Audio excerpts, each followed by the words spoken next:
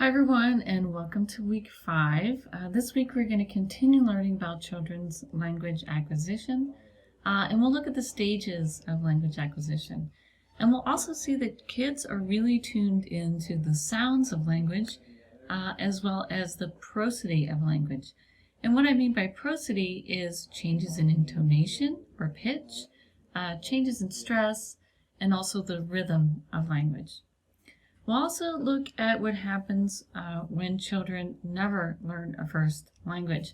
So the story begins with Semiticus, who was a pharaoh that decided that he wanted to know what the mother tongue was. And so he thought it would be a good idea to raise a child in isolation, apart from language.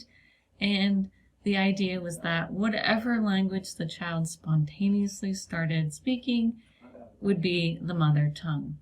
And this is called the forbidden experiment because no one wants to raise a child in isolation from language, apart from Semiticus. Unfortunately, there have been some kind of natural forbidden experiments where kids have been raised apart from language and not found until after what's called the critical period. And a critical period or sensitive period is a time when neural connections are being made. And you can see critical periods in other characteristics like vision, and there have been some really cruel experiments with kittens, are you ready?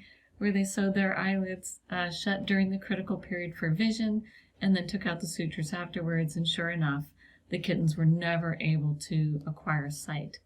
And so the idea is that there is a critical period for language as well. And we'll look at a very famous case of Jeannie, who was raised apart from language and not found until the age of 13. And she never really mastered language, but it's interesting in that she could understand some vocabulary, but was never able to understand or master deeper grammatical rules like syntax.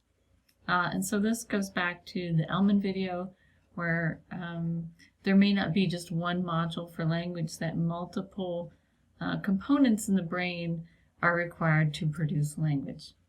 Okay, so that's all I'm going to say for now. I hope you enjoy the content for this week, and happy learning.